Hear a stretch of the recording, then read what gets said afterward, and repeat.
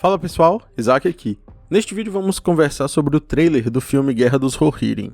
Para você entender esse vídeo aqui completamente, o ideal é que antes você assista dois vídeos. Primeiro, o próprio trailer, no canal da Warner Bros. E segundo, este vídeo aqui que eu postei já faz 6 meses, denominado Tudo que você precisa saber sobre o filme que estreia este ano.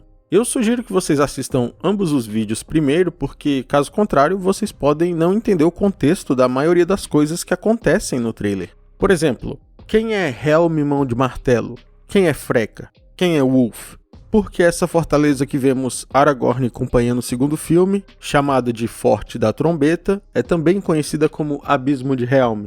Tudo isso que eu acabei de mencionar aparece no trailer e eu já havia feito um resumo sobre eles no vídeo que eu acabei de sugerir para vocês. Dito isso, vamos analisar os pontos bons, ruins e o que podemos esperar do filme com base neste trailer. O trailer começa claramente apelando para nossa nostalgia, com cenas da trilogia clássica de Senhor dos Anéis e com a trilha sonora que amamos. Eles também sabem muito bem que Peter Jackson tem o carinho de grande parte do público, justamente pelo trabalho que ele fez como diretor, em especial na primeira trilogia. Então, logo nos primeiros 5 segundos do trailer já nos é lembrado que Peter Jackson está envolvido no projeto. Entretanto, meus amigos, precisamos de muito cuidado com essa informação, porque aos 18 segundos do trailer, outra informação muito relevante é colocada. A história será contada através dos olhos do diretor Kenji Kamiyama.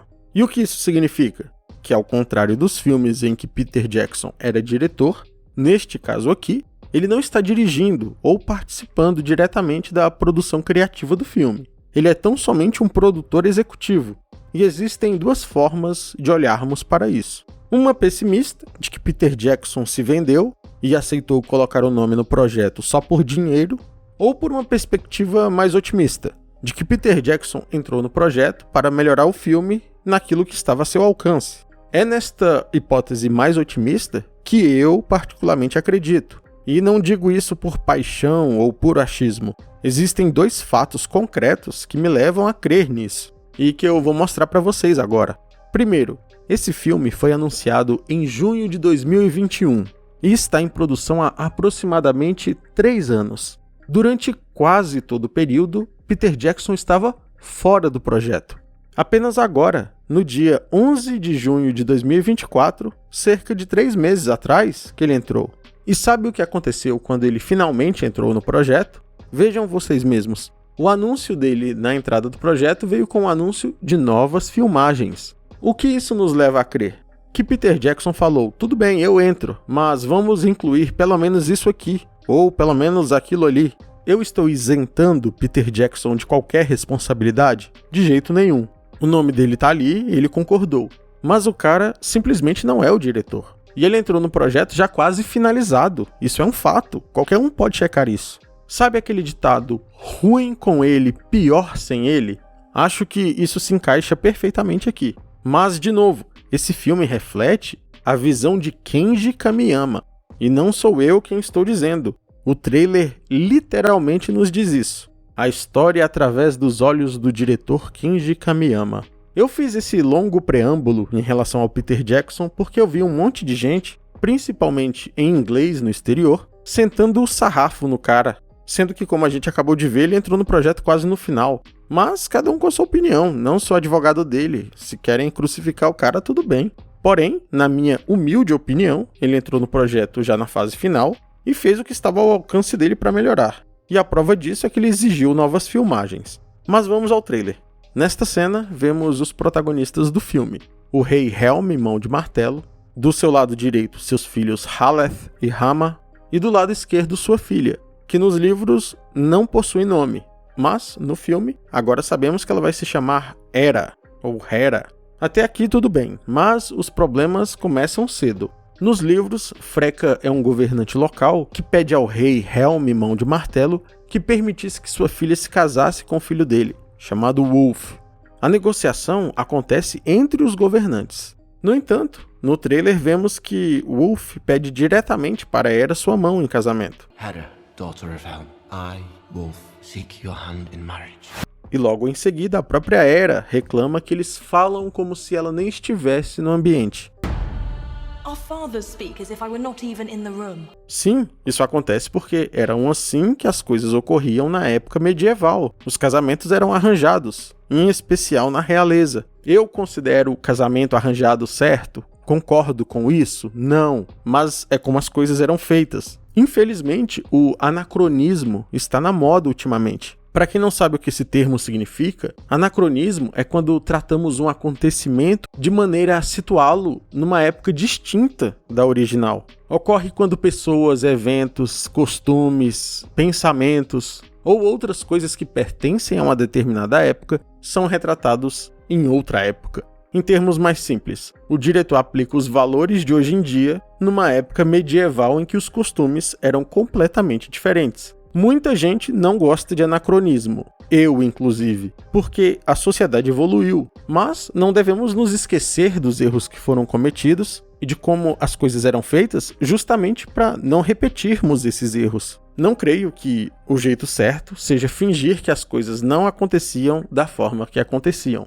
Mas o anacronismo não é o único problema. A partir daqui, vou dar uns spoilers sobre o que acontece nos livros. Então, decidam-se por conta própria se devem seguir adiante. Nos livros, a Guerra dos Rohirrim é focada na vida de Helm Mão de Martelo, na sua desavença com Freka, na sua guerra contra Ulf e os Terrapardenses, e principalmente em sua tragédia pessoal, quando ele perde para o inimigo seus 2 filhos homens. Quando ele perde seus 2 filhos, ele também meio que perde a sanidade e se transforma praticamente numa besta sanguinária. Ele tocava sua trombeta e dizimava o inimigo antes mesmo que eles percebessem. Justamente por isso, os 2 nomes da fortaleza fazem referência a Helm Mão de Martelo. O Abismo de Helm, em clara referência a ele, ou Forte da Trombeta, porque Helm Mão de Martelo colocava o terror no coração de seus inimigos ao soar sua trombeta e iniciar a matança.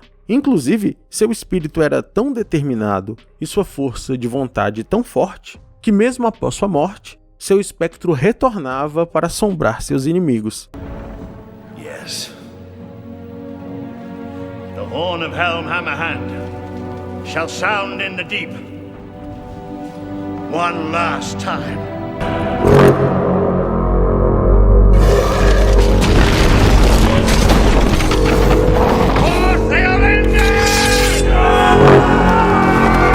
Infelizmente, o diretor transformou uma história quase de terror numa espécie de romance trágico. Esta cena, por exemplo, nos leva a crer que a filha de Helm cresceu ao lado do filho de Freka, Ulf, e que depois de adulto, ele diz que aquele garotinho que ela conhecia se foi. Se eu tivesse visto somente esse trecho, juraria que estava vendo a animação da Disney, o que é bastante irônico, pois o professor Tolkien não gostava nem um pouco da Disney. Ele inclusive recebeu uma proposta dos norte-americanos para adaptar o livro Hobbit. E confiram as palavras dele próprio na carta número 13 do Legendário. Gostaria de vetar qualquer coisa dos estúdios Disney ou influenciada por eles, por cuja todas as obras possuo uma sincera aversão. Na carta número 107, Tolkien volta a mencionar Disney de maneira pejorativa. Aspas. Continua a receber cartas do pobre Horus Angels. Ele me enviou algumas ilustrações dos Trolls e Gollum.